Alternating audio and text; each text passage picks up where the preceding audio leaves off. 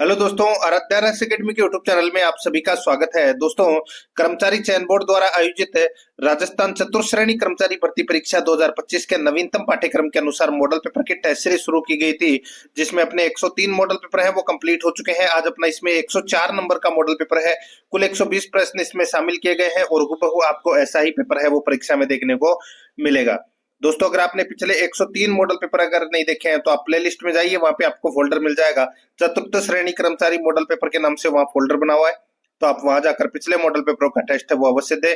और प्लेलिस्ट का जो लिंक है वो आपको डिस्क्रिप्शन में मिल जाएगा, तो आप वहां जाकर पिछले मॉडल पेपरों का टेस्ट है वो अवश्य दें।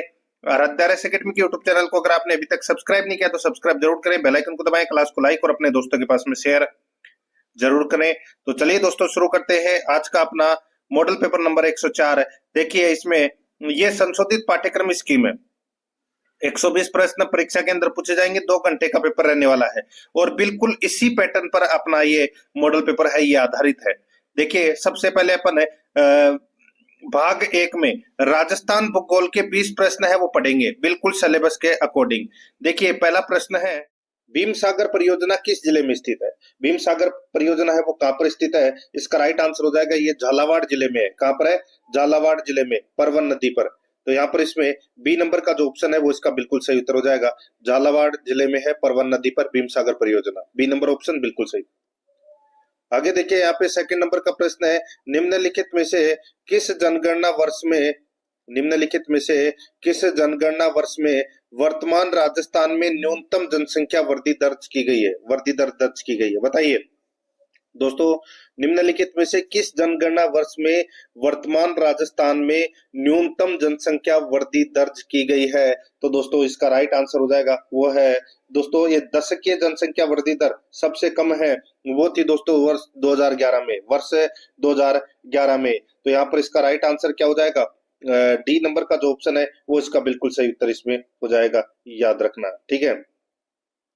आगे देखिए दोस्तों, यहाँ पे डी नंबर ऑप्शन इसका बिल्कुल सही। आगे देखिए, 3 नंबर का प्रश्न है, इसमें देखिए ऑप्शन के अनुसार था वो, ठीक है, ऑप्शन के अनुसार। आगे देखिए, 3 नंबर का प्रश्न है, राजस्थान में गैर परंपरागत ऊर्जा विकास की शीर्ष संस्था है। राजस्थान में गैर परंपरागत ऊर्जा विकास की जो शीर्ष संस्था है वो कौन सी है? तो वो है दोस्तों राजस्थान अक्षय ऊर्जा निगम। राजस्थान अक्षय ऊर्जा निगम, यहाँ पर डी नंबर का ऑप्शन बिल्कुल सही उत्तर हो जाएगा। इसकी जो स्थापना है वो दोस्तों 2002 में की गई थी, ठीक है, और इसका मुख्यालय कहाँ पर है? जयपुर में। नेक्स्ट है, आगे देखिए, यहाँ पे 4 नंबर का प्रश्न है, 2011 की जनगणना के अनुसार राजस्थान का लिंगानुपात कितना है? दोस्तों, राजस्थान का लिंगानुपात है वो कितना है? 928 है। कितना है? 928। डी नंबर का ऑप्शन बिल्कुल सही उत्तर हो जाएगा, यानी कि 1000 पुरुषों के पीछे 928 महिलाएं। यहाँ पर डी नंबर ऑप्शन सही। 5 नंबर का प्रश्न है, इसमें देखिए, जवाई बांध किस जिले में है? जवाई बांध है वो कौन से जिले में है? दोस्तों, इसका राइट आंसर हो जाएगा, वो है ये दोस्तों पाली में है। कहां पर है? सुमेरपुर पाली में बना हुआ है दोस्तों, ये राइट आंसर हो जाएगा, ए नंबर का ऑप्शन बिल्कुल सही। 6 नंबर का प्रश्न है, इसमें देखिए, अरावली पर्वतीय प्रदेश की विभिन्न श्रेणियों को आरोही क्रम में व्यवस्थित कीजिए।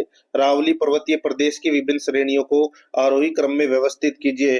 दोस्तों, यहाँ पर देखिए, आरोही क्रम में अपने को व्यवस्थित करना है। व्यवस्थित में दोस्तों देखिए, तारागढ़, सज्जनगढ़, देलवाड़ा, शेर, ठीक है। तो दोस्तों, ये आरोही क्रम है। तारागढ़ की जो ऊंचाई है वो दोस्तों 873 मीटर है, ठीक है। सज्जनगढ़ की जो ऊंचाई है वो दोस्तों 938 मीटर है, ठीक है। देलवाड़ा की जो ऊंचाई है वो दोस्तों 1442 है, ठीक है। और शेर की जो ऊंचाई है वो दोस्तों 1597 मीटर है। तो यहाँ पर इसमें बी नंबर का जो ऑप्शन है वो इसका बिल्कुल सही उत्तर हो जाएगा। आगे देखिए, यहाँ पे 7 नंबर का प्रश्न है, पंचभद्रा स्थित रिफाइनरी का उद्घाटन कब किया गया? पंचभद्रा स्थित रिफाइनरी का जो उद्घाटन है वो दोस्तों कब किया गया? तो इसका राइट आंसर हो जाएगा, वो है 16 जनवरी 2018 को। 16 जनवरी 2018 को दोस्तों ये उद्घाटन है वो किया गया था। डी नंबर का जो ऑप्शन है वो इसका बिल्कुल सही उत्तर हो जाएगा। और इसमें एचपीसीएल का दोस्तों 74% और राजस्थान सरकार का दोस्तों इसमें 26% की भागीदारी है। यहाँ पर इसमें डी नंबर ऑप्शन बिल्कुल सही। 8 नंबर का प्रश्न है, राजस्थान में सर्वश्रेष्ठ खाद्य नमक किस झील से प्राप्त होता है? सर्वश्रेष्ठ खाद्य नमक है वो दोस्तों पंचभद्रा झील से प्राप्त होता है, पंचभद्रा झील से। राइट आंसर हो जाएगा यहाँ पे बी नंबर का जो ऑप्शन है वो इसका बिल्कुल सही उत्तर हो जाएगा। नेक्स्ट आगे देखिए दोस्तों, यहाँ पे 9 नंबर का प्रश्न है, राजस्थान की जनसंख्या 2011 के संदर्भ में निम्नलिखित में से सर्वाधिक शिशु लिंगानुपात वाला जिला है। सर्वाधिक शिशु लिंगानुपात वाला जिला है तो वो कौन सा है दोस्तों? इसका राइट आंसर हो जाएगा वो है इसमें बांसवाड़ा। ठीक है, सर्वाधिक शिशु लिंगानुपात है दोस्तों बांसवाड़ा में है कितना? 934 है। ठीक है, और न्यूनतम यानी कि सबसे कम शिशु लिंगानुपात वाला जिला है वो कौन सा है? झुंझुनू। कितना है दोस्तों? 837। ठीक है, यहाँ पर डी नंबर का ऑप्शन बिल्कुल सही उत्तर हो जाएगा। 10 नंबर का प्रश्न इसमें देखिए, राज्य में सफेद सीमेंट का कारखाना कहाँ स्थित है? राज्य में सफेद सीमेंट का कारखाना है वो कहां पर स्थित है? तो इसका राइट आंसर हो जाएगा गोटन नागौर में। गोटन नागौर में। यहाँ पर ए नंबर का जो ऑप्शन है वो इसका बिल्कुल सही उत्तर हो जाएगा, गोटन नागौर में है सफेद सीमेंट का कारखाना। 11 नंबर का प्रश्न है, थार के मरुस्थल में ग्रीष्म ऋतु में चलने वाली गर्म हवा को क्या कहा जाता है? थार के मरुस्थल में ग्रीष्म ऋतु में चलने वाली गर्म हवा को क्या कहा जाता है? उसको कहते हैं दोस्तों, क्या बोलते हैं? लू बोलते हैं उसे। क्या बोलते हैं? लू। यहाँ पर ए नंबर का जो ऑप्शन है वो इसका सही उत्तर हो जाएगा, लू। 12 नंबर का प्रश्न इसमें देखिए, जयसमंद झील किस जिले में स्थित है? जयसमंद झील किस जिले में स्थित है? तो दोस्तों इसका राइट आंसर हो जाएगा ये उदयपुर जिले में है दोस्तों। कहां पर है? उदयपुर जिले में। बी नंबर का जो ऑप्शन है वो इसका बिल्कुल सही उत्तर हो जाएगा, उदयपुर जिले में। 13 नंबर का प्रश्न इसमें देखिए, ओरई परियोजना किस जिले में स्थित है? ओरई परियोजना है वो कहां पर स्थित है? इसका राइट आंसर हो जाएगा ये चित्तौड़गढ़ जिले में है दोस्तों ये ओरई परियोजना। यहाँ पर है डी नंबर का जो ऑप्शन है वो इसका बिल्कुल सही उत्तर हो जाएगा, चित्तौड़गढ़ में। 14 नंबर का प्रश्न इसमें देखिए, राजस्थान की कुल अंतर्राष्ट्रीय सीमा की लंबाई कितनी है? राजस्थान की कुल अंतर्राष्ट्रीय सीमा की लंबाई कितनी है? 1070 किलोमीटर है, ये तो सभी को पता होगा। सी नंबर का जो ऑप्शन है वो इसका बिल्कुल सही। और राजस्थान की कुल स्थलीय सीमा है वो दोस्तों 5920 किलोमीटर है, जिसमें से 1070 है वो अंतर्राष्ट्रीय सीमा है और बाकी की दोस्तों 4850 है वो अंतरराज्यीय सीमा है। तो यहाँ पर इसमें सी नंबर ऑप्शन सही उत्तर। 15 नंबर का प्रश्न है, लूनी की एकमात्र सहायक नदी कौन सी है जो अरावली की पहाड़ियों से नहीं निकलती है? बताइए, लूनी की एकमात्र सहायक नदी कौन सी है जो अरावली की पहाड़ियों से नहीं निकलती है? तो यहाँ पर इसका सही उत्तर हो जाएगा वो है दोस्तों जोजड़ी नदी। जोजड़ी नदी इसका राइट आंसर हो जाएगा, बी नंबर का ऑप्शन बिल्कुल सही उत्तर हो जाएगा। इसका जो उद्गम है वो दोस्तों नागौर के पोंडलू गांव से निकलती है दोस्तों ये। ठीक है, अरावली से नहीं निकलती। तो यहाँ पर इसमें बी नंबर का ऑप्शन सही उत्तर। नेक्स्ट आगे देखिए, 16 नंबर का प्रश्न है, जनगणना वर्ष 2011 के अनुसार राजस्थान में जनसंख्या घनत्व कितना है? राजस्थान में जनसंख्या घनत्व कितना है? सभी को पता होगा, 200 व्यक्ति प्रति वर्ग किलोमीटर में निवास करते हैं। तो यहाँ पर इसमें 200 व्यक्ति ये है जनसंख्या घनत्व 2011 की जनगणना के अनुसार। सी नंबर ऑप्शन सही उत्तर। आगे देखिए, 17 नंबर प्रश्न है, राज्य में 7 रंगों वाला मार्बल कहाँ पाया जाता है? राज्य में 7 रंगों वाला मार्बल है वो कहाँ पाया जाता है? ये पाया जाता है दोस्तों खादरा गांव पाली में। खादरा गांव पाली में 7 रंगों का मार्बल है वो निकलता है। यहाँ पर इसमें सी नंबर का ऑप्शन बिल्कुल सही। 18 नंबर का प्रश्न इसमें देखिए, गड़दड़ा सिंचाई परियोजना कौन से जिले में है? गड़दड़ा सिंचाई परियोजना कौन से जिले में है? तो दोस्तों ये बूंदी जिले में है। यहाँ पर सी नंबर का ऑप्शन बिल्कुल सही उत्तर हो जाएगा, बूंदी जिले में है। 19 नंबर का प्रश्न इसमें देखिए, निम्न में से कौन सा युग्म सुमेलित नहीं है? निम्नलिखित में से या निम्न में से कौन सा युग्म सुमेलित नहीं है वो अपने को यहाँ पर बताना है। दोस्तों एक तरफ नदी है, दूसरी तरफ सहायक नदी है। यहाँ पर देखिए चंबल, दोस्तों चंबल की सहायक नदी कौन सी है? दोस्तों चंबल की जो सहायक नदी है वो पार्वती है, बिल्कुल सही है। माही की सहायक नदी जाखम है, बिल्कुल सही है। लूनी की सहायक नदी सुकड़ी है, बिल्कुल सही है। बनास की सहायक नदी मेज, ये दोस्तों इसमें क्या हो जाएगा? गलत हो जाएगा। बनास की सहायक नदी बेडच, कोठारी, खारी, मेनाल, ये है दोस्तों बनास की सहायक नदी। ये जो मेज है ये चंबल नदी की सहायक है, तो यहाँ पर ये युग्म सुमेलित नहीं है। डी नंबर का ऑप्शन इसका बिल्कुल सही उत्तर हो जाएगा। 20 नंबर का प्रश्न इसमें देखिए, मावठ वर्षा जिनसे होती है वह है। मावठ वर्षा किनसे होती है? तो दोस्तों भूमध्य सागर से उत्पन्न पश्चिमी विक्षोभ के माध्यम से दोस्तों ये भूमध्य सागर में जो चक्रवात उठते हैं, ठीक है, वो पश्चिमी विक्षोभ के माध्यम से दोस्तों भारत में पहुंचते हैं और पश्चिमी तौर भारत है और राजस्थान में दोस्तों शीत ऋतु में ये वर्षा करते हैं जिसे मावठ कहा जाता है। तो यहाँ पर इसमें राइट आंसर क्या हो जाएगा? पश्चिमी विक्षोभ। सी नंबर का ऑप्शन बिल्कुल सही। अब दोस्तों अपन भाग 2 के अंदर राजस्थान इतिहास एवं कला संस्कृति के 20 प्रश्न है वो पढ़ेंगे सिलेबस के अकॉर्डिंग। देखिए 21 नंबर का प्रश्न है, कछवाहों की प्रारंभिक राजधानी थी। कछवाहों की प्रारंभिक राजधानी कौन सी थी? तो दोस्तों इसका राइट आंसर हो जाएगा दौसा। दौसा है ये कछवाहों की प्रारंभिक राजधानी थी। सी नंबर ऑप्शन सही। 22 नंबर का प्रश्न इसमें देखिए, अर्ली हिस्ट्री ऑफ इंडिया पुस्तक में किस इतिहासकार ने राजपूतों की उत्पत्ति को विदेशी जाति से संदर्भित किया? बताइए, अर्ली हिस्ट्री ऑफ इंडिया पुस्तक में किस इतिहासकार ने राजपूतों की उत्पत्ति को विदेशी जाति से संदर्भित किया? दोस्तों इसका जो राइट आंसर हो जाएगा वो है दोस्तों ये पुस्तक थी वी.ए. स्मिथ की। वी.ए. स्मिथ की ये पुस्तक थी, ठीक है। इसमें राजपूतों को हूणों की संतान बताया गया है। तो यहाँ पर इसका राइट आंसर हो जाएगा डी नंबर का जो ऑप्शन है वो इसका बिल्कुल सही। नेक्स्ट आगे देखिए, रणथंभौर के चौहान वंश का संस्थापक कौन था? रणथंभौर के चौहान वंश का जो संस्थापक था वो था दोस्तों कौन? पृथ्वीराज तृतीय का पुत्र। क्या नाम था? गोविंदराज। तो यहाँ पर इसमें राइट आंसर हो जाएगा गोविंदराज चौहान ने रणथंभौर में चौहान वंश की स्थापना की थी। ए नंबर ऑप्शन बिल्कुल सही। आगे देखिए 24 नंबर का प्रश्न है, राजस्थान में 1857 की क्रांति में सबसे कम उम्र में शहीद होने वाले क्रांतिकारी कौन थे? बताइए, राजस्थान में 1857 की क्रांति में सबसे कम उम्र में शहीद होने वाले क्रांतिकारी है वो कौन थे? इसका राइट आंसर हो जाएगा वो है दोस्तों यहाँ पर हेमू कालानी। हेमू कालानी है ये दोस्तों चूरू जिले के सरदार शहर का निवासी था। तो यहाँ पर इसमें राइट आंसर हो जाएगा बी नंबर का ऑप्शन बिल्कुल सही उत्तर हो जाएगा। और ये 1857 की क्रांति में शहीद होने वाला सबसे कम उम्र का क्रांतिकारी था। यहाँ पर बी नंबर का ऑप्शन बिल्कुल सही उत्तर हो जाएगा हेमू कालानी। 25 नंबर का प्रश्न है, मेवाड़ शासक बप्पा रावल का मूल नाम क्या था? मेवाड़ शासक बप्पा रावल का जो मूल नाम था वो था दोस्तों कालभोज। क्या नाम था? कालभोज। यहाँ पर सी नंबर का ऑप्शन बिल्कुल सही उत्तर हो जाएगा। 26 नंबर का प्रश्न है, आदिवासियों का मसीहा या बावजी किसे कहा जाता है? आदिवासियों का मसीहा या बावजी है वो किसे कहा जाता है? इसका राइट आंसर हो जाएगा वो है दोस्तों, बताइए किसे कहा जाता है? आदिवासियों का मसीहा या बावजी है वो दोस्तों कहा जाता है मोतीलाल तेजावत को। यहाँ पर इसमें सी नंबर का जो ऑप्शन है वो इसका बिल्कुल सही उत्तर हो जाएगा। इनका जो जन्म है वो कोल्यारी गांव उदयपुर में हुआ था। किसका? मोतीलाल तेजावत जी का, ठीक है। नेक्स्ट आगे देखिए दोस्तों, यहाँ पे 27 नंबर का प्रश्न है, किस क्रांतिकारी ने अपना नाम बदलकर अमरदास वैरागी रख दिया था? किस क्रांतिकारी ने अपना नाम बदलकर अमरदास वैरागी रख दिया था? तो दोस्तों इसका राइट आंसर हो जाएगा वो है इसमें कौन सा? तो उनका नाम है दोस्तों जोरावर सिंह बारठ। जोरावर सिंह बारठ है। यहाँ पर ए नंबर का जो ऑप्शन है वो इसका बिल्कुल सही उत्तर इसमें हो जाएगा। याद रखना दोस्तों, इनको आजीवन कारावास की सजा दी गई थी परंतु ये कभी गिरफ्तार नहीं हुए, ठीक है, और फरार हो गए थे, ठीक है। और इन्होंने अपना नाम बदल लिया था और अमरदास वैरागी रख लिया था। तो यहाँ पर इसमें राइट आंसर क्या हो जाएगा? ए नंबर ऑप्शन बिल्कुल सही। इन्हें राजस्थान का चंद्रशेखर आजाद कहा जाता है। किसे? जोरावर सिंह बारठ को। ए नंबर ऑप्शन सही। 28 नंबर का प्रश्न इसमें देखिए, राजपुताना शब्द का प्रयोग सर्वप्रथम किसने किया था? राजपुताना शब्द का प्रयोग सर्वप्रथम किसने किया था? इसका राइट आंसर हो जाएगा 1800 ईस्वी में जॉर्ज थॉमस ने किया था।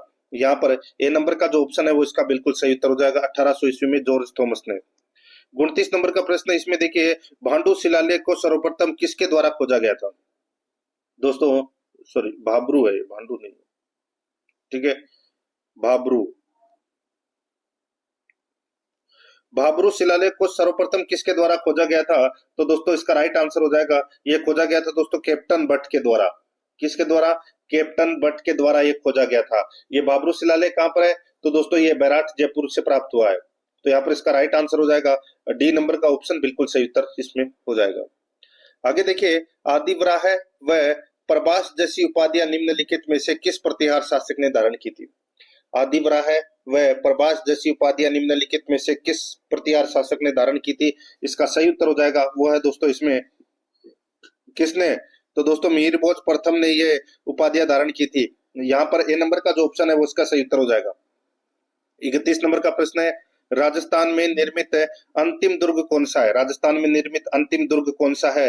राइट आंसर हो जाएगा वो है दोस्तों मोहनगढ़। मोहनगढ़ इसका राइट आंसर हो जाएगा। बी नंबर का ऑप्शन बिल्कुल सही उत्तर हो जाएगा। मोहनगढ़ राजस्थानी नहीं, भारत का भी दोस्तों ये अंतिम दुर्ग है जिसका निर्माण है वो जैसलमेर के मारावाल जवाहर सिंह ने करवाया था। यहाँ पर बी नंबर ऑप्शन बिल्कुल सही।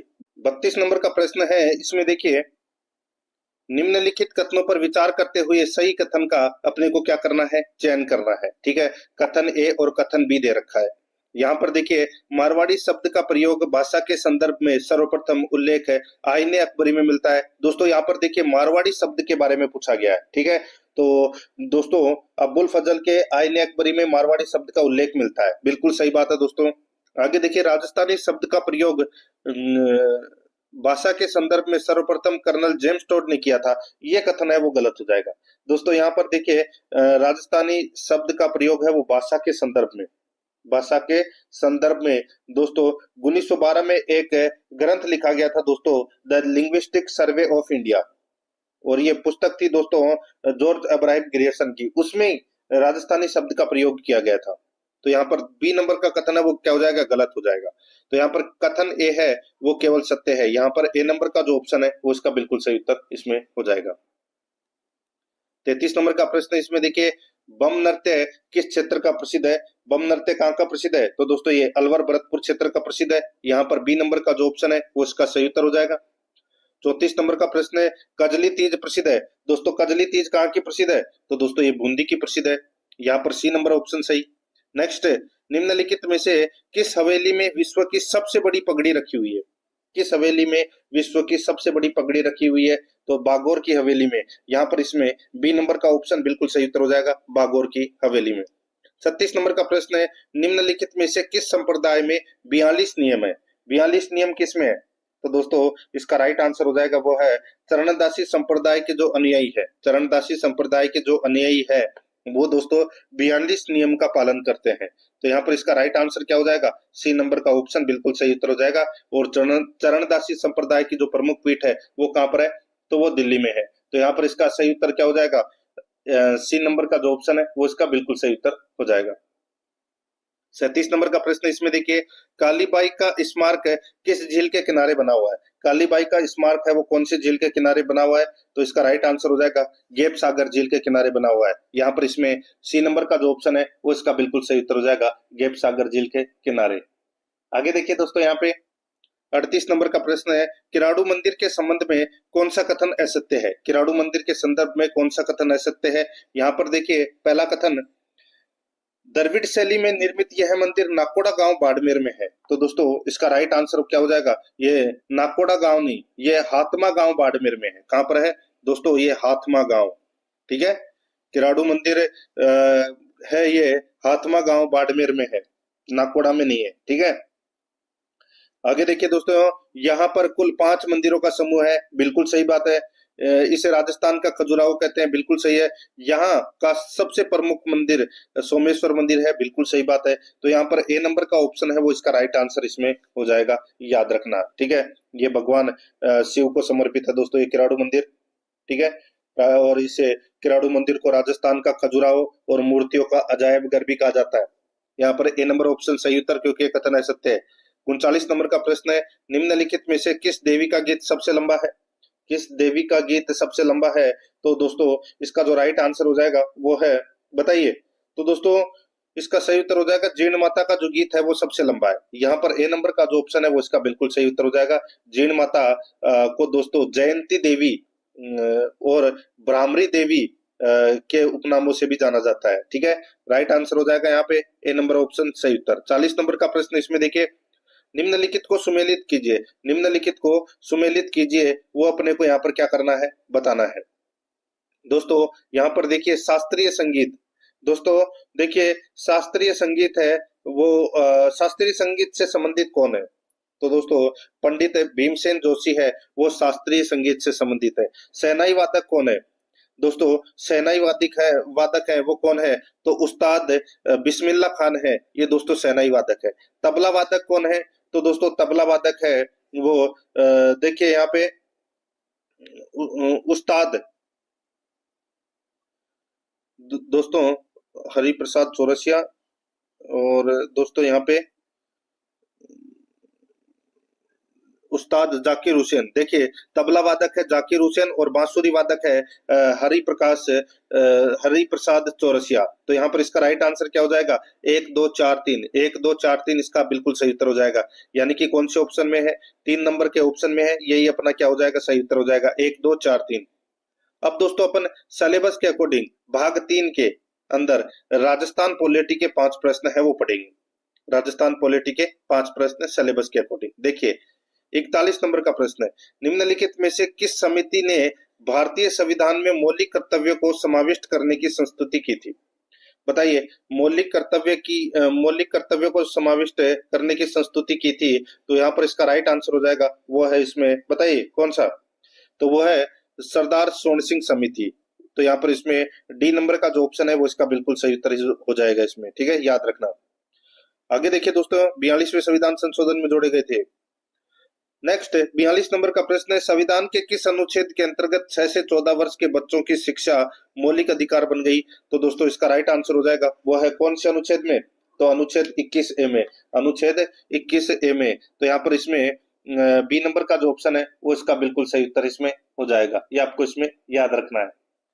आगे देखिए दोस्तों, यहाँ पे 43 नंबर का प्रश्न है, निम्नलिखित में से कौन से वर्ष में राजस्थान विधानसभा की सदस्य संख्या बढ़ाकर 184 की गई थी? दोस्तों यहाँ पर देखिए 1967 के अंदर राजस्थान विधानसभा की संख्या है वो बढ़ाकर 184 की गई थी। यहाँ पर इसमें राइट आंसर हो जाएगा सी नंबर ऑप्शन, बिल्कुल सही। 44 नंबर का प्रश्न है, इसमें देखिए राज्य मानवाधिकार आयोग के अध्यक्ष व सदस्यों को पद से हटाया जा सकता है।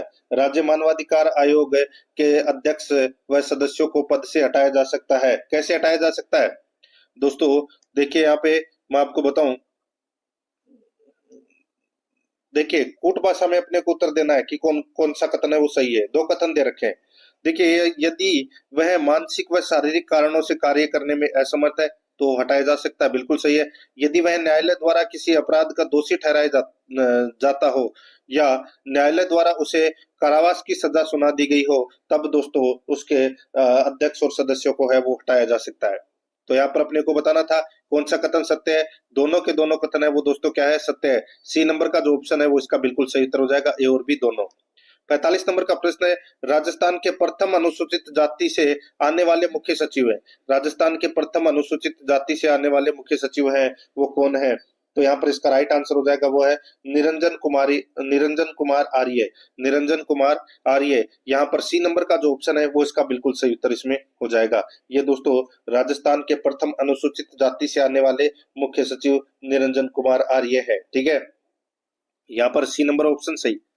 अब दोस्तों अपन भारतीय संविधान के 5 प्रश्न पढ़ेंगे। अपन ने पहले राजस्थान पॉलिटी के 5 प्रश्न पढ़े थे और अब अपन दोस्तों भारतीय संविधान के 5 प्रश्न है वो पढ़ेंगे। यहाँ पर देखिए 46 नंबर का प्रश्न है, निम्नलिखित में से किसके द्वारा विधान परिषद की अध्यक्षता की जाती है? विधान परिषद की अध्यक्षता है वो किसके द्वारा की जाती है? तो दोस्तों देखिए विधान परिषद की जो अध्यक्षता है वो विधान परिषद के सभापति द्वारा की जाती है। तो यहाँ पर दोस्तों सभापति का कोई ऑप्शन नहीं दे रखा, तो यहाँ पर इसका राइट आंसर हो जाएगा डी नंबर का ऑप्शन, बिल्कुल सही उत्तर इसमें हो जाएगा। नेक्स्ट आगे देखिए दोस्तों, यहाँ पे 47 नंबर का प्रश्न है, निम्नलिखित कथनों में से असत्य कथन का अपने को क्या करना है? चयन करना है कि कौन सा इसमें असत्य कथन है, ठीक है। दोस्तों यहाँ पर देखिए उच्च न्यायालय का न्यायाधीश सेवानिवृत्ति के बाद उच्च न्यायालयों में अधिवक्ता के रूप में सेवा नहीं दे सकते जहां उन्होंने न्यायाधीश के रूप में सेवा दी है। तो दोस्तों ये कथन है वो दोस्तों बिल्कुल सही बात है। अनुच्छेद 220 में ये प्रावधान किया गया है, बिल्कुल सही कथन है। आगे देखिए न्यायाधीश सेवानिवृत्ति के बाद चुनाव नहीं लड़ सकते, तो दोस्तों लड़ सकते हैं। तो यहाँ पर इसमें राइट आंसर क्या हो जाएगा? दोस्तों देखिए बी नंबर का जो ऑप्शन है वो अपना इसमें क्या है? असत्य कथन है। दोस्तों एक उदाहरण मैं आपको बताऊं तो दोस्तों उत्तराखंड उच्च न्यायालय के पूर्व न्यायाधीश जिनका नाम था विजय बहुगुणा, ठीक है, वो दोस्तों राज्य के पहले और एकमात्र मुख्यमंत्री है जो उच्च न्यायालय में न्यायाधीश भी रह चुके हैं। और भी हैं दोस्तों, कई है। तो यहाँ पर इसका राइट आंसर क्या हो जाएगा? बी नंबर का कथन है वो क्या है? असत्य है। तो यहाँ पर इसमें बी नंबर का ऑप्शन बिल्कुल सही। आगे देखिए 48 नंबर प्रश्न है, लोकपाल व लोकायुक्त शब्द किसके द्वारा पेश किया गया? लोकपाल व लोकायुक्त शब्द किसके द्वारा पेश किया गया? दोस्तों इसका राइट आंसर हो जाएगा वो है डॉक्टर एम एल सिंघवी के द्वारा ये पेश किया गया। यहाँ पर बी नंबर का जो ऑप्शन है वो इसका बिल्कुल सही उत्तर हो जाएगा। 49 नंबर का प्रश्न है, इसमें देखिए राज्य सूचना आयोग वार्षिक रिपोर्ट प्रस्तुत करता है। राज्य सूचना आयोग वो अपनी वार्षिक रिपोर्ट प्रस्तुत करता है किसको? तो दोस्तों ये करता है राज्यपाल को। यहाँ पर इसमें ए नंबर का जो ऑप्शन है वो इसका बिल्कुल सही उत्तर हो जाएगा, राज्यपाल को अपनी रिपोर्ट देता है। आगे देखिए 50 नंबर प्रश्न है, प्रत्येक राज्य में एक उच्च न्यायालय होगा, किस अनुच्छेद में उल्लेख है? तो दोस्तों कौन से अनुच्छेद में उल्लेख है? इसका राइट आंसर हो जाएगा वो है दोस्तों अनुच्छेद 214 में। अनुच्छेद 214 में प्रत्येक राज्य में एक उच्च न्यायालय होगा, ये उल्लेखित है। तो यहाँ पर इसमें सी नंबर का ऑप्शन सही उत्तर।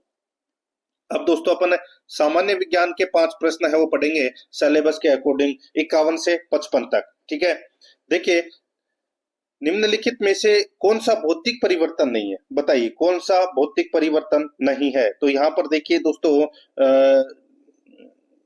ठोसों का द्रव में पिघलना, ठीक है, यानी कि बर्फ का पानी बनना, गैसों का द्रव में द्रवीकरण, पदार्थों का किण्वन, पदार्थों का जो किण्वन है वो दोस्तों रासायनिक परिवर्तन है। ठीक है, इसमें नए पदार्थ बनते हैं दोस्तों, और द्रवों का गैसों में वाष्पीकरण, ये भी भौतिक परिवर्तन है। तो यहाँ पर इसमें राइट आंसर क्या हो जाएगा? सी नंबर का ऑप्शन बिल्कुल सही उत्तर हो जाएगा इसमें। आगे देखिए यहाँ पे 52 नंबर का प्रश्न है, घंटिया और सितार और वायलिन जैसे वाद्य यंत्रों की तार बनाने के लिए धातुओं के किस गुण का उपयोग किया जाता है? बताइए दोस्तों, घंटिया और सितार और वायलिन जैसे वाद्य यंत्रों की तार बनाने के लिए धातुओं के किस गुण का उपयोग किया जाता है? दोस्तों इसका जो सही उत्तर हो जाएगा वो है दोस्तों इसमें दोस्तों तन्यता का, तन्यता। यहाँ पर सी नंबर का जो ऑप्शन है वो इसका बिल्कुल सही उत्तर हो जाएगा, धातुओं की तन्यता का उपयोग है वो किया जाता है। यहाँ पर सी नंबर ऑप्शन सही उत्तर। 53 नंबर प्रश्न इसमें देखिए स्वच्छ आकाश का रंग नीला क्यों होता है? स्वच्छ आकाश का रंग नीला क्यों होता है? तो दोस्तों इसका राइट आंसर हो जाएगा वो है इसमें प्रकाश के प्रकीर्णन के कारण। यहाँ पर बी नंबर का जो ऑप्शन है वो इसका बिल्कुल सही उत्तर हो जाएगा, प्रकाश के प्रकीर्णन के कारण। नेक्स्ट आगे देखिए यहाँ पे 54 नंबर का प्रश्न है, यदि कोई वस्तु प्रकाश को परावर्तित नहीं करती है तो उसका रंग होगा। यदि कोई वस्तु प्रकाश को परावर्तित नहीं करती है तो उसका रंग होगा दोस्तों, उसका रंग होगा दोस्तों काला। यहाँ पर इसमें राइट आंसर क्या हो जाएगा? डी नंबर का जो ऑप्शन है वो इसका बिल्कुल सही उत्तर इसमें हो जाएगा। नेक्स्ट आगे देखिए यहाँ पे 55 नंबर प्रश्न है, मानव शरीर में डिहाइड्रेशन निम्नलिखित में से किस पदार्थ की कमी के कारण हो जाता है? मानव शरीर में डिहाइड्रेशन निम्नलिखित में से किस पदार्थ की कमी के कारण हो जाता है? तो यहाँ पर इसका सही उत्तर हो जाएगा वो है दोस्तों ये जल की कमी के कारण होता है दोस्तों। राइट आंसर हो जाएगा डी नंबर का ऑप्शन बिल्कुल सही।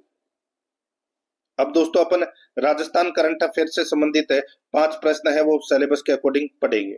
ठीक है, 56 से 60 तक। देखिए 56 नंबर का प्रश्न है, हाल ही में किस स्थान पर राजस्थान में आदि महोत्सव 2024 का शुभारंभ किया गया है? बताइए आदि महोत्सव 2024 का जो शुभारंभ है वो दोस्तों कहां से किया गया है? तो इसका राइट आंसर हो जाएगा वो है ये दोस्तों जयपुर से किया गया है। राइट आंसर हो जाएगा यहाँ पे सी नंबर का ऑप्शन बिल्कुल सही उत्तर इसमें हो जाएगा। आगे देखिए 57 नंबर प्रश्न है, राजस्थान में किस स्थान पर कुंभलगढ़ उत्सव का आयोजन किया जाएगा? कुंभलगढ़ उत्सव का आयोजन है वो दोस्तों कहाँ किया जाएगा? राइट आंसर हो जाएगा वो है राजसमंद में। यहाँ पर बी नंबर का ऑप्शन बिल्कुल सही, कुंभलगढ़ दुर्ग राजसमंद। नेक्स्ट आगे देखिए दोस्तों यहाँ पे 58 नंबर प्रश्न है, पर्यटन विभाग द्वारा हाल ही में किस सर्किट के निर्माण की घोषणा की गई है? बताइए पर्यटन विभाग द्वारा हाल ही में किस सर्किट के निर्माण की घोषणा की गई है? तो यहाँ पर इसका राइट आंसर हो जाएगा वो है महाराणा प्रताप टूरिस्ट सर्किट है। महाराणा प्रताप टूरिस्ट सर्किट है की स्थापना की घोषणा है वो की गई है। तो यहाँ पर इसका राइट आंसर क्या हो जाएगा? ए नंबर का जो ऑप्शन है वो इसका बिल्कुल सही उत्तर हो जाएगा। आगे देखिए 59 नंबर का प्रश्न है, पंचायती राज संस्थाओं एवं नगर पालिकाओं के लिए 7वें राज्य वित्त आयोग के गठन के प्रावधान का अनुमोदन किया गया, इसका कार्यकाल क्या होगा? पंचायती राज संस्थाओं एवं नगर पालिकाओं के लिए 7वें राज्य वित्त आयोग के गठन के प्रस्ताव का अनुमोदन किया गया, इसका कार्यकाल क्या होगा? दोस्तों इसका कार्यकाल है वो क्या होगा? इसका कार्यकाल होगा दोस्तों 1 अप्रैल 2025 से 31 मार्च 2030 तक। यहाँ पर इसमें ए नंबर का जो ऑप्शन है वो इसका बिल्कुल सही उत्तर इसमें हो जाएगा।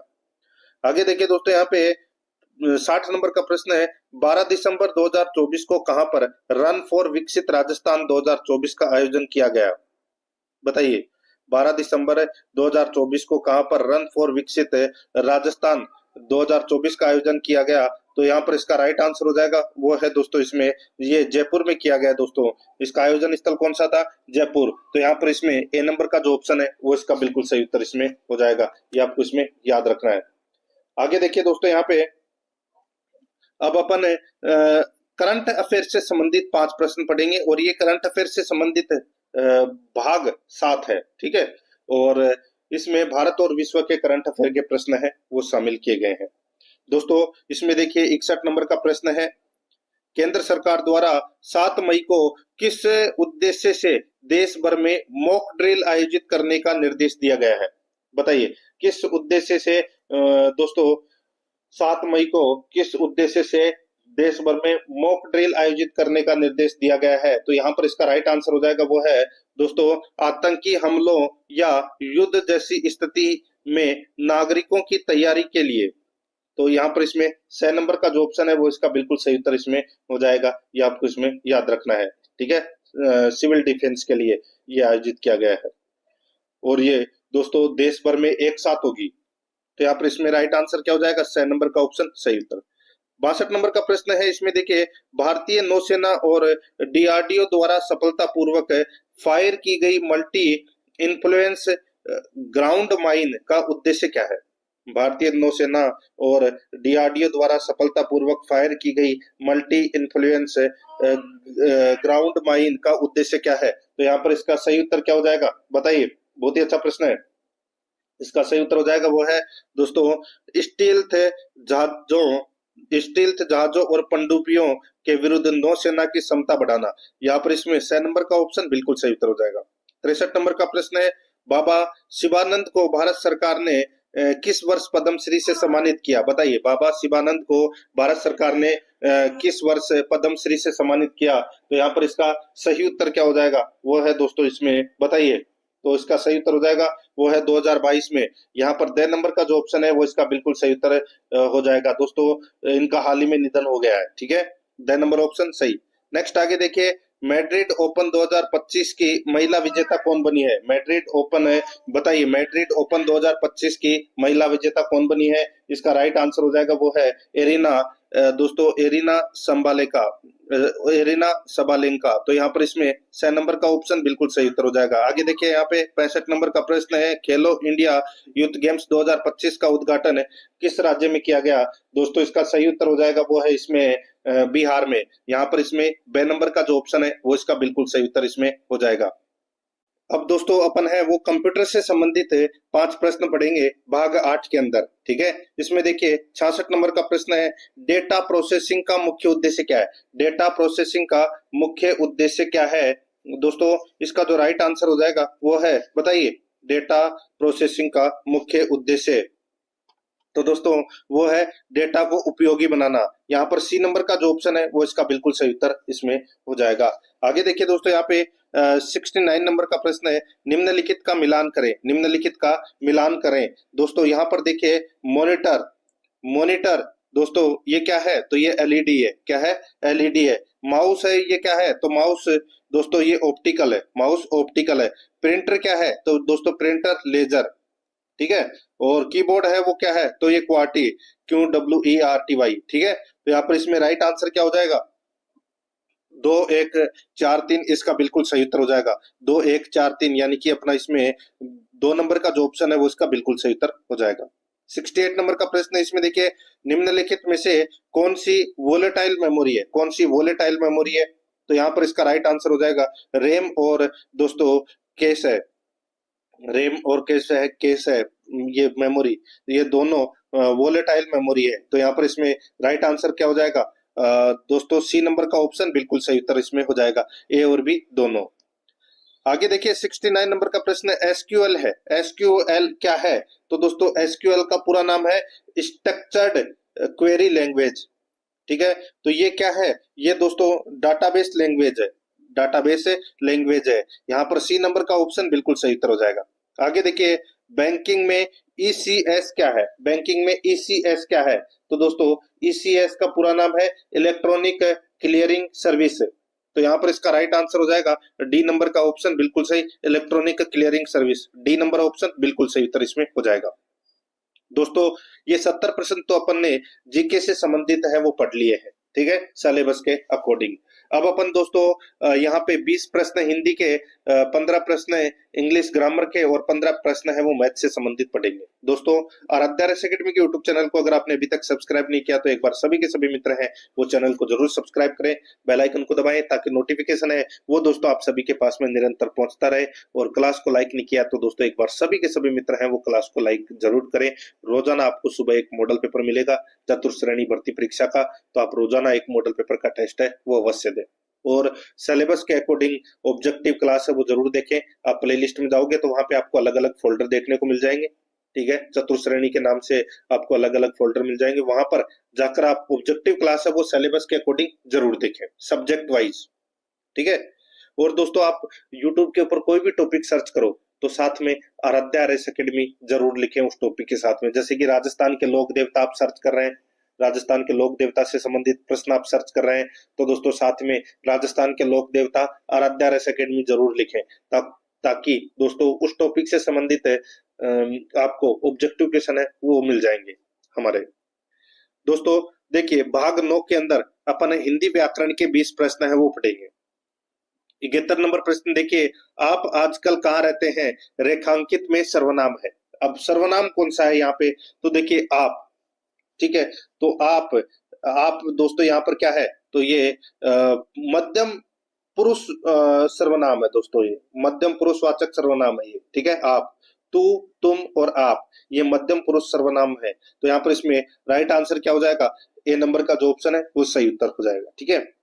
नेक्स्ट आगे देखिए दोस्तों, यहाँ पे 72 नंबर का प्रश्न है, निम्नलिखित में से आकाश का पर्यायवाची शब्द नहीं है। आकाश का पर्यायवाची शब्द कौन सा नहीं है वो अपने को यहाँ पर बताना है। देखिए व्योम है, फलक है, अब्र है, लेकिन विभु नहीं है। तो यहाँ पर इसमें बी नंबर का जो ऑप्शन है वो इसका बिल्कुल सही उत्तर हो जाएगा, विभु।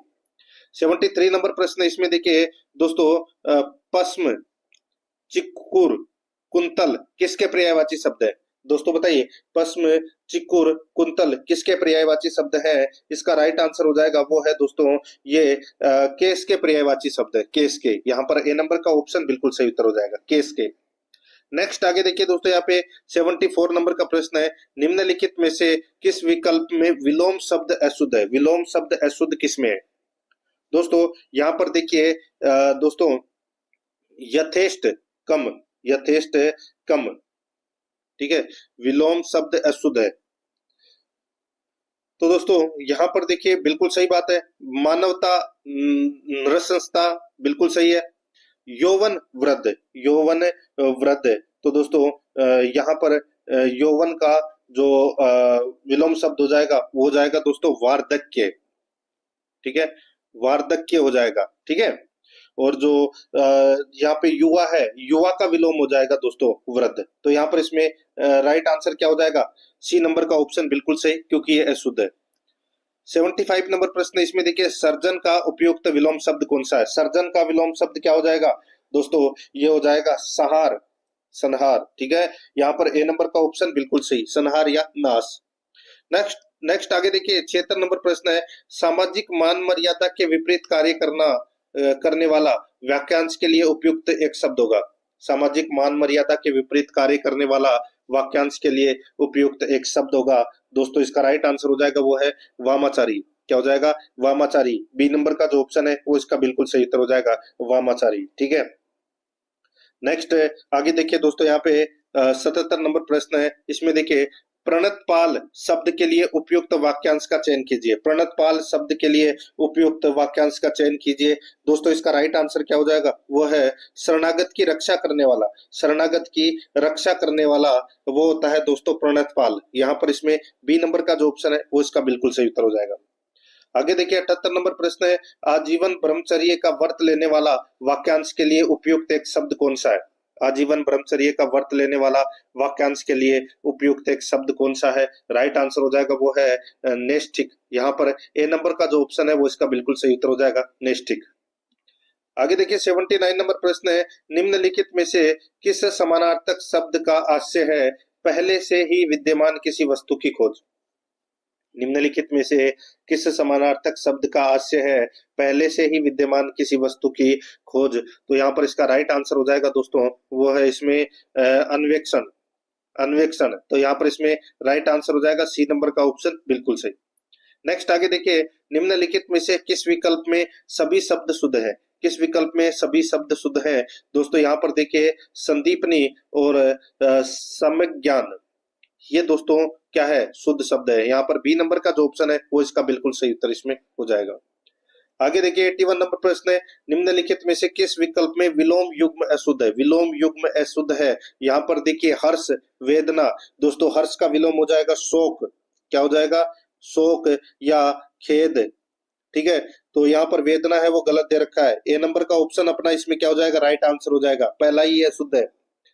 ठीक है, बाकी इसमें अनुकूल, प्रतिकूल, ग्राह्य, त्याज्य, ऐहिक, पारलौकिक, ये बाकी इसमें सारे सही दे रखे हैं। ए नंबर ऑप्शन सही। 82 नंबर प्रश्न इसमें देखिए, प्राज्ञ शब्द किसका पर्यायवाची है? प्राज्ञ शब्द किसका पर्यायवाची है? दोस्तों इसका राइट आंसर हो जाएगा, ये पर्यायवाची है किसका? तो ये विद्वान का। यहाँ पर सी नंबर का ऑप्शन बिल्कुल सही उत्तर हो जाएगा। 83 नंबर प्रश्न है, निम्नलिखित में से शुद्ध शब्द है, तो शुद्ध शब्द कौन सा है? दोस्तों इसमें देखिए निर्दय। ठीक है, निर्दय शब्द है वो दोस्तों क्या है? शुद्ध शब्द है। यहाँ पर बी नंबर ऑप्शन बिल्कुल सही। आगे देखिए, निम्न में से किस विकल्प में सभी शब्द विदेशी उपसर्ग से बने? विदेशी उपसर्ग से शब्द कौन से बने? यहाँ पर देखिए बखूबी और नेक नाम। ठीक है, तो बखूबी और नेक नाम में दोस्तों विदेशी उपसर्ग लगा हुआ है। यहाँ पर इसमें राइट आंसर हो जाएगा ए नंबर का ऑप्शन सही उत्तर।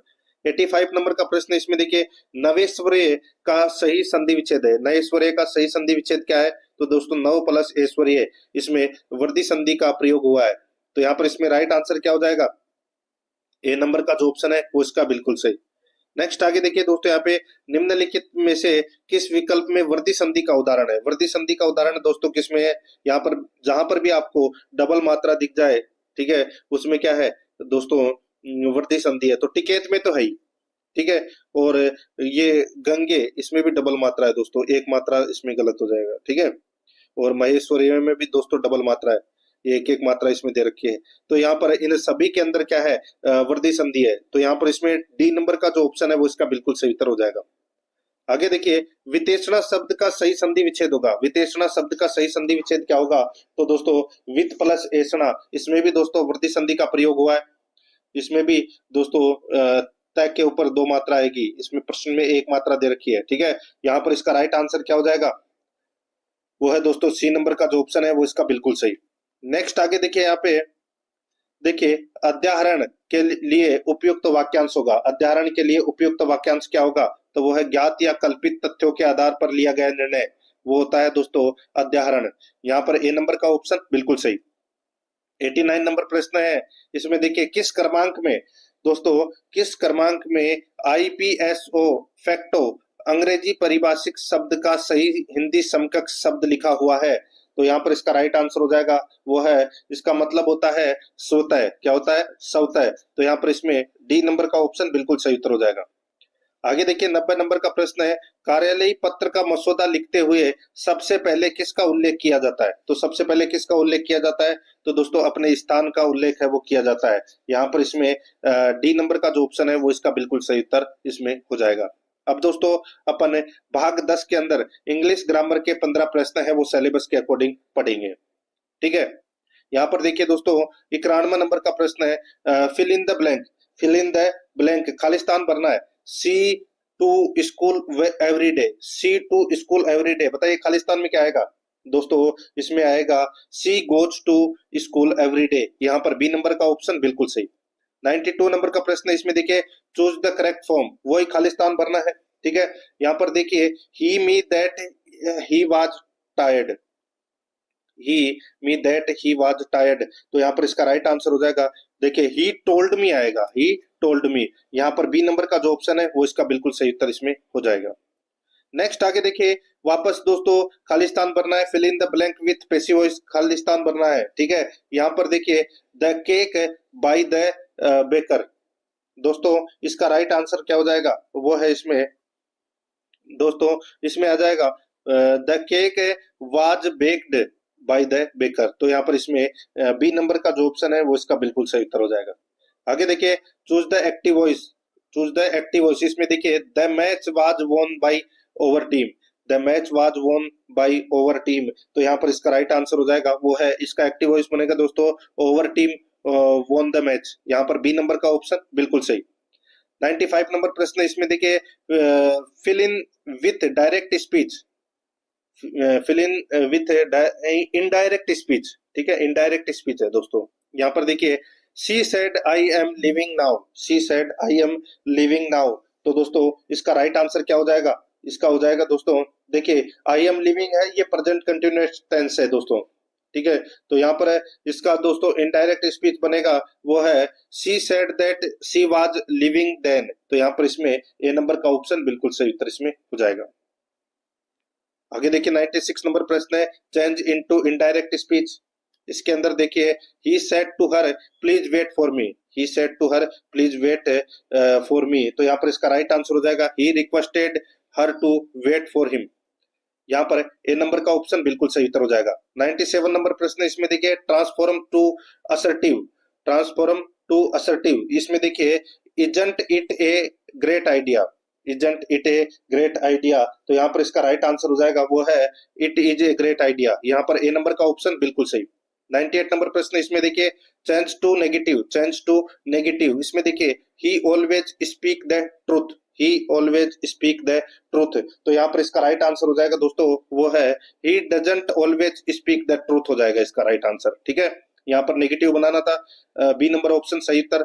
99 नंबर प्रश्न, इसमें देखिए select the correct option. Select the correct option, इसमें देखिए neither of the boys are coming to the party, तो यहाँ पर इसका राइट आंसर हो जाएगा वो है neither of the boys is coming to the party. यहाँ पर इसका राइट आंसर हो जाएगा दोस्तों ए नंबर का जो ऑप्शन है वो इसका बिल्कुल सही उत्तर इसमें हो जाएगा। 100 नंबर का प्रश्न, इसमें देखिए सेलेक्ट द करेक्ट डिटरमिनर। इसमें देखिए child was given A toy. Child was given A toy, तो यहाँ पर इसका राइट आंसर हो जाएगा इच चाइल्ड आएगा इसमें, ठीक है, ए नंबर ऑप्शन सही। नेक्स्ट आगे देखिए वही आर्टिकल खालिस्तान में भरना है। ताजमहल इज ब्यूटीफुल, तो क्या आएगा ताजमहल के आगे? तो दोस्तों इसमें ताजमहल के आगे द ताजमहल आएगा, the Taj Mahal is beautiful. Next आगे देखिए find the correctly punctuated question. बताइए कौन सा क्वेश्चन मार्क है वो इसमें सही लगा हुआ है या कौन से कोमा वगैरह सही लगे हुए हैं वो अपने को बताना है दोस्तों। इसमें देखिए व्हाट टाइम इज इट, तो ये अपना बी नंबर का ऑप्शन बिल्कुल सही उत्तर हो जाएगा। 103 नंबर प्रश्न है, इसमें देखिए विच sentence use the preposition correctly. बताइए किसमें प्रीपोजिशन का प्रयोग है वो बिल्कुल सही किया गया है। यहाँ पर देखिए I am tired from walking, तो यहाँ पर बी नंबर का ऑप्शन बिल्कुल सही। 104 नंबर प्रश्न, इसमें देखिए which is the correct Hindi translation. इसमें देखिए they are eating food. They are eating food, तो इसका राइट आंसर क्या हो जाएगा? वो हो जाएगा वे खाना खा रहे हैं। यहाँ पर इसमें ए नंबर का ऑप्शन बिल्कुल सही। 105 नंबर प्रश्न, इसमें देखिए हिंदी अर्थ बताना है। बजट का हिंदी अर्थ क्या हो जाएगा दोस्तों? बजट का हिंदी अर्थ हो जाएगा बजट ही होगा, तो यहाँ पर इसमें राइट आंसर क्या हो जाएगा? बी नंबर का ऑप्शन बिल्कुल सही।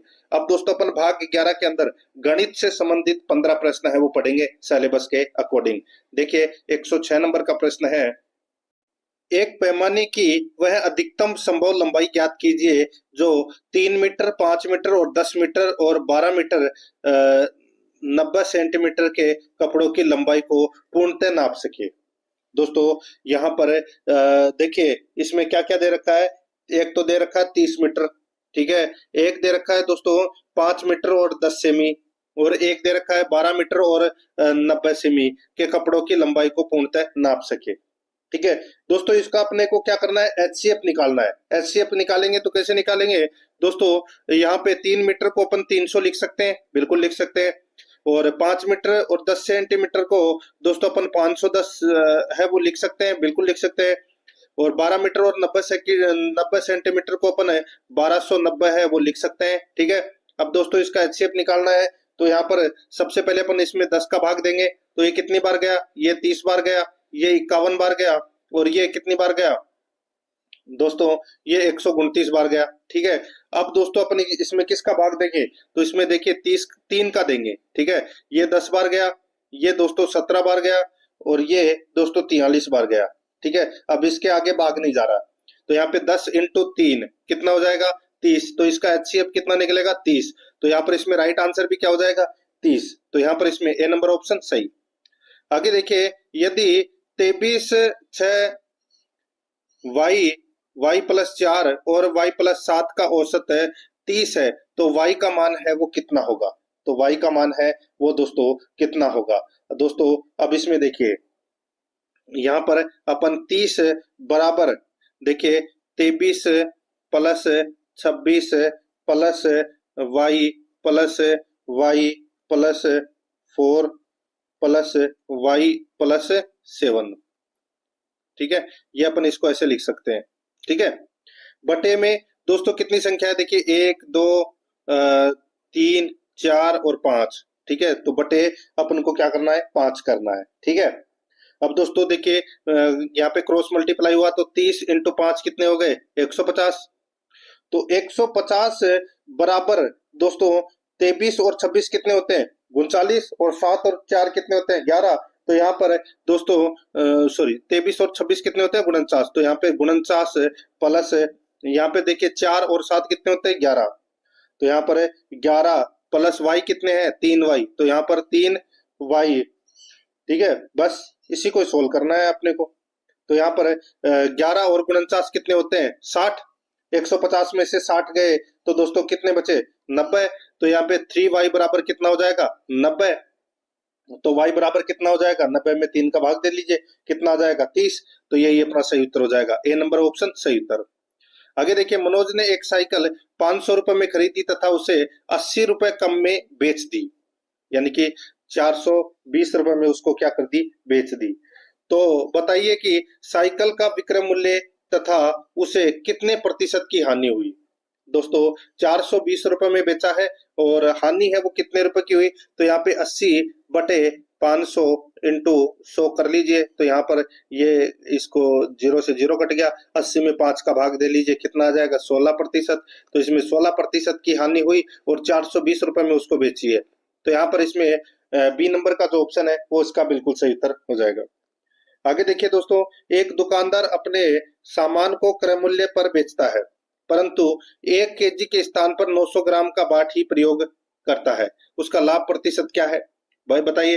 दोस्तों 100 ग्राम का वो क्या कर रहा है लाभ कर रहा है, कितने पे 900 ग्राम पे। तो यहाँ पर इंटू 100, बस ये 2 जीरो से ये 2 जीरो कट गया। 100 में आप 9 का भाग दे लीजिए, 100 में 9 का भाग दोगे तो कितना आ जाएगा 11 से 1/9%। तो यहाँ पर इसमें राइट आंसर क्या हो जाएगा दोस्तों सी नंबर ऑप्शन बिल्कुल सही। 110 नंबर प्रश्न इसमें देखिए, एक गांव की जनसंख्या 6000 है जिसमें से 2400 महिलाएं हैं, पुरुष जनसंख्या कितने प्रतिशत है। देखिए यहाँ पर देखिए 6000 में से 2400 महिलाएं, तो पुरुष कितने हो गए, तो दोस्तों पुरुष हो गए 3600। ठीक है, अब ये प्रतिशत कितने हैं वो अपने को यहाँ पर बताना है। तो दोस्तों 3600 बटे 6000 इंटू 100, ठीक है, ये 2 जीरो से ये 2 जीरो कट गए, इस जीरो से ये जीरो कट गए, 360 में आप 6 का भाग दे लीजिए। ठीक है दोस्तों, 360 में आपको क्या करना है 6 का भाग देना है। तो दोस्तों 6 छंगा 36, ठीक है, यानी कि 60। तो यहाँ पे 60% जनसंख्या है दोस्तों, यहाँ पर ए नंबर का ऑप्शन बिल्कुल सही। नेक्स्ट आगे देखिए दोस्तों, यहाँ पे 111 नंबर का प्रश्न है, ए बी से 20% अधिक है। ये ए, ये बी और ये सी। इसमें देखिए ए है वो बी से 20% अधिक है, यानी कि बी अगर 100 है तो 120 है ए, ठीक है, तथा बी सी से 30% कम है। बी है वो सी से 30% कम है। तो दोस्तों अभी ये देखिए ये 70% है तो इसका 100 यानी कि कितना होगा बी सी से 30% कम है। तो दोस्तों ये कितना होगा, अब देखिए इसमें अगर मैं बात करूं यहाँ पे, ये ऐसे तो नहीं होगा दोस्तों, ये तो फिर पॉइंटों में चला जाएगा। ठीक है, अब इसमें डायरेक्ट देखिए दोस्तों, ए का मान, यदि ए का मान 210 है, ये देखिए वापस देखिए ए बी और ये सी, ए का मान कितना है 210, ठीक है, तो बी का मान कितना होगा, क्योंकि बी है वो ए से 20% कम है। ठीक है, तो यहाँ पर अपने को क्या करना है दोस्तों, ये इसका आपको क्या करना है, इसको 210 इंटू इंटू 100 बटे 120। ठीक है, बस इसको काटना है। इसको काटोगे तो दोस्तों बी आ जाएगा कितना, 175। ठीक है, और अब ये देखिए बी सी से 30% कम है, बी है वो सी से 30% कम है। तो यानी कि दोस्तों 175 इंटू 100 बटे 70 करोगे तो कितना आ जाएगा, ये 250 आ जाएगा। तो ये कितना आ जाएगा, 250। तो यहाँ पर सी का मान क्या है, तो सी का मान है 250। तो यहाँ पर इसमें बी नंबर ऑप्शन बिल्कुल सही उत्तर हो जाएगा। आगे देखिए, 3680 पर 4% साधारण ब्याज की दर 2.5 साल में कितना ब्याज प्राप्त होगा, बताइए। अब इसमें दोस्तों मूलधन आपको दे रखा है, दर आपको दे रखा है, समय आपको दे रखी है। तो दोस्तों वही मूलधन इंटू दर इंटू समय बटे 100, ये वाला सूत्र लगाना है। तो यहाँ पर है दोस्तों 3680 इंटू 4 इंटू 2.5 बटे 100, बस काट लीजिए इसको। इसको आप काटोगे तो दोस्तों 4 इंटू 2.5 करोगे तो कितना आ जाएगा, 10। ठीक है, कितना आ जाएगा, 10। तो यहाँ पे 3680 इंटू 10 बटे 100, तो ये जीरो से ये जीरो कट गया, इस जीरो से ये जीरो कट गया, बचा कितना, 368। तो यहाँ पर इसमें ए नंबर का ऑप्शन बिल्कुल सही उत्तर हो जाएगा। 113 नंबर का प्रश्न, इसमें देखिए, एक धनराशि 20% चक्रवर्ती ब्याज की दर से 2 वर्ष के लिए उधार दी गई। यदि वर्ष के अंत में कुल प्राप्त धन 4860 हो तो मूलधन कितना होगा, तो मूलधन कितना होगा वो अपने को यहाँ पर बताना है दोस्तों। अब इसमें देखिए, अब आप ऑप्शन उठा के कर लीजिए, चाहे आप कैसे भी कर लीजिए। देखिए 20% ब्याज दर दे रखी है, यानी कि ब्याज दर है वो बहुत ज्यादा दे रखी है। ठीक है, तो यहाँ पर है, इसमें देखिए दोस्तों ऑप्शन उठा लिया, जैसे कि मैंने यहाँ पे 3000 ऑप्शन है वो उठा लिया। ठीक है, 3000 मैंने यहाँ पे ऑप्शन है वो उठा लिया। ठीक है, अब इसका आप 20% निकालोगे तो कितना हो जाएगा दोस्तों, ये इसका 20% हो जाएगा 600। कितना हो जाएगा, 600। ठीक है, अब इसमें 600 और जोड़ दिया तो कितना हो जाएगा, 3600, और 3600 का 20% कितना हो जाएगा, 720। तो यहाँ पे 600 और 720 कितना होता है, तो ये होता है दोस्तों 1320। अब 1320 3000 में जोड़ेंगे तो दोस्तों 4860 आ रहे हैं क्या, नहीं आ रहे। तो ये ऑप्शन है वो क्या हो गया, गलत हो गया। ठीक है, और दोस्तों यहाँ पर देखिए 3375 निकाला है मैंने यहाँ पे। ठीक है, 3375 इंटू 20 बटे 100। ठीक है, तो ये 5 बार गया। ठीक है, ये 5 से कितनी बार गया दोस्तों, ये 6, फिर ये 7, फिर दोस्तों ये 5, यानी कि 675 बार गया, यानी कि एक साल का ब्याज है वो 675 आया। और दूसरे साल का आप जोड़ोगे तो दोस्तों इसमें टोटल है वो 4860 रुपये आ जाएगा। तो यहाँ पर इसमें सी नंबर का ऑप्शन बिल्कुल सही उत्तर हो जाएगा, 3375। आगे देखिए, यदि x अनुपात y बराबर 3:1 है। ठीक है, x y और ये z, तो यहाँ पर इसका अनुपात दे रखा है 3:1 है, और y और z का दे रखा है दोस्तों 3:4। ठीक है, अब दोस्तों यहाँ पर देखिए x और z का मान है वो अपने को क्या करना है, ज्ञात करना है। x और z का मान है वो दोस्तों ज्ञात करना है। तो यहाँ पर देखिए दोस्तों 3, इसका तो 3 हो जाएगा, इसका हो जाएगा दोस्तों ये 3 इंटू 3 यानी कि 9, और इसका हो जाएगा दोस्तों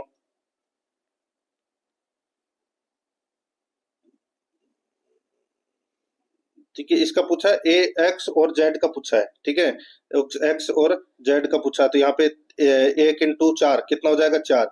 यहाँ पे देखिए 3:9:4 हो जाएगा। तो एक्स का अनुपात है वो कितना हो जाएगा दोस्तों, बताइए। तो इसका जो सही उत्तर हो जाएगा, देखिए इसको भी अपन 3 लिखेंगे तो यहाँ पे 9 हो जाएगा। तो 9:4 इसका राइट आंसर हो जाएगा, 9:4। यहाँ पर बी नंबर का ऑप्शन बिल्कुल सही उत्तर हो जाएगा। आगे देखिए, यहाँ पर ए, बी तथा सी एक व्यापार पे क्रमशः 24,000, 32,000 और 18,000 रुपए लगाकर निवेश करते हैं। ए तथा बी सक्रिय साझेदार हैं तथा उनको कुल लाभ का क्रमशः 14% तथा 13% प्राप्त होता है। शेष लाभ को उनके द्वारा निवेशित पूंजी के अनुपात में बांट दिया जाता है। यदि सी को कुल 65,700 रुपए प्राप्त हुए हों तो ज्ञात कीजिए कि लाभ की कुल राशि क्या थी। तो लाभ की कुल राशि है वो क्या थी। दोस्तों यहाँ पर देखिए, सबसे पहले तो अपन क्या करेंगे, 24,000, 32,000 और 18,000 का अपन क्या करेंगे दोस्तों, अनुपात निकाल लेंगे। ठीक है, अनुपात निकाल के दोस्तों इसको अपन देखिए, उनको कुल लाभ का क्रमशः 14% और 13% प्राप्त हुआ है।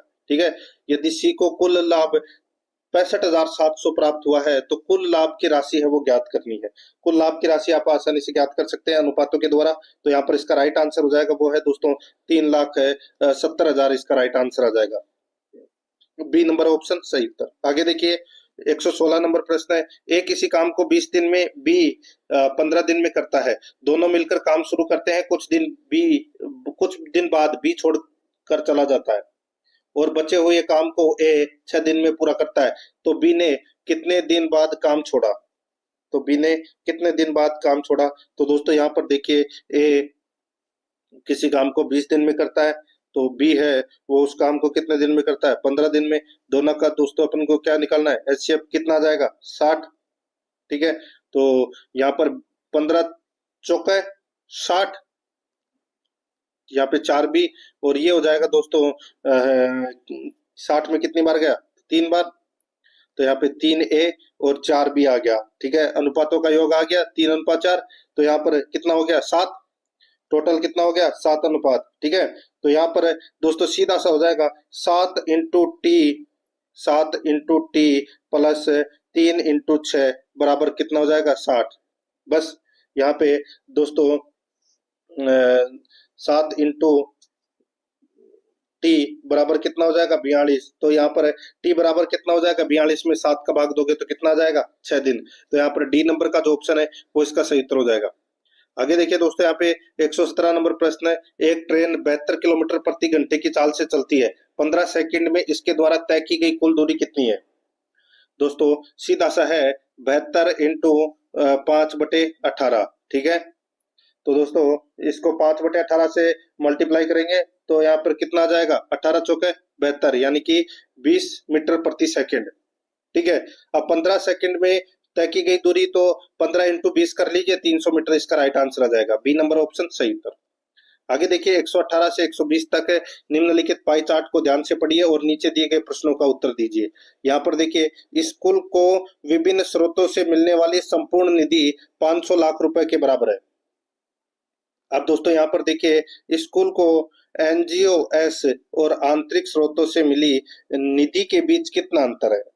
ठीक है दोस्तों, यहाँ पर देखिए एनजीओ के अंदर दोस्तों 15 और आंतरिक स्रोत के अंदर दोस्तों 5। ठीक है, तो दोस्तों यहाँ पर देखिए इसमें, और एनजीओ और आंतरिक स्रोतों से मिली निधि के बीच अंतर, दोस्तों अंतर देखिए, इसमें तो 15% है और इसमें 5% है। तो दोस्तों सीधा सा मैं आपको यहाँ पे बताऊं तो दोस्तों देखिए, 500 का 15% निकालोगे तो कितना आ जाएगा दोस्तों? ये आ जाएगा 75, और 500 का 5% कितना आ जाएगा? 25। तो यहाँ पे दोस्तों 75 में से 25 गए तो कितना आ जाएगा? 50 लाख रुपए। तो यहाँ पर इसका राइट आंसर हो जाएगा ए नंबर ऑप्शन सही। आगे देखिए, यदि स्कूल ने अपने रख रखाव का प्रबंध केवल सरकारी एजेंसियों से मिली निधि से कर लिया है, तो सरकारी एजेंसियों में कितना है? 45%। जो सरकारी एजेंसियों से मिली निधि में से कितनी राशि दूसरे प्रयोग के लिए बची रहेगी, बताइए। तो दोस्तों यहाँ पर देखिए, इसमें स्कूल ने अपने रखरखाव का प्रबंधन केवल सरकारी एजेंसियों से मिली, तो यहाँ पर स्कूल का रखरखाव है कितना है? 20% है। ठीक है, तो यहाँ पर देखिए सीधा सा है, इसका तो 500 का तो आप 45% निकाल लीजिए। ठीक है, 500 का 45% और 500 का ही दोस्तों आपको 20% निकालना है। ठीक है, और फिर माइनस कर देना है। यहाँ पर इसका राइट आंसर आ जाएगा वो है 125 लाख रुपए, इसका सही उत्तर हो जाएगा। आगे देखिए, यदि छात्रवृत्ति दान में मिली निधि में से दी जानी हो तो इस प्रयोजन के लिए दान से मिली निधि का लगभग कितने प्रतिशत प्रयोग होगा? बताइए। यदि छात्रवृत्ति दान में मिली निधि से दी जानी हो तो अब देखिए, दान में कितना है? 35% है, ठीक है, और छात्रवृत्ति कितना है? 15% है, ठीक है। तो यहाँ पर है दोस्तों 15/35, 15/35 इंटू 100 कर लीजिए। 5 से 7 बार कटा, ये 3 बार कटा, तो दोस्तों 300 में 7 का भाग दे लीजिए, कितना आ जाएगा? 43। तो यहाँ पर इसमें राइट आंसर क्या हो जाएगा? वो है दोस्तों ए नंबर का जो ऑप्शन है वो इसका बिल्कुल सही उत्तर इसमें हो जाएगा, याद रखें, ठीक है। तो दोस्तों, प्रश्न आपको कैसे लगे कमेंट में जरूर बताएं और आराध्या आरएस एकेडमी के यूट्यूब चैनल को सब्सक्राइब जरूर करें, बेल आइकन को दबाएं, क्लास को लाइक और अपने दोस्तों के पास में शेयर जरूर करें। मिलते हैं दोस्तों नेक्स्ट क्लास में। जय हिंद, जय भारत।